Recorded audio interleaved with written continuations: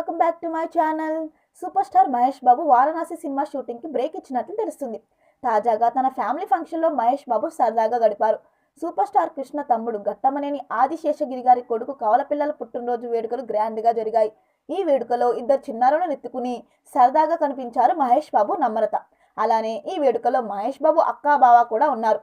ఈ సందర్భంగా తీసిన ఫోటోలు ప్రస్తుతం సోషల్ మీడియాలో వైరల్గా మారాయి. మహేష్ బాబు క్యాజువల్ లుక్లో ఎంతో హ్యాండ్సమ్గా కనిపించారు.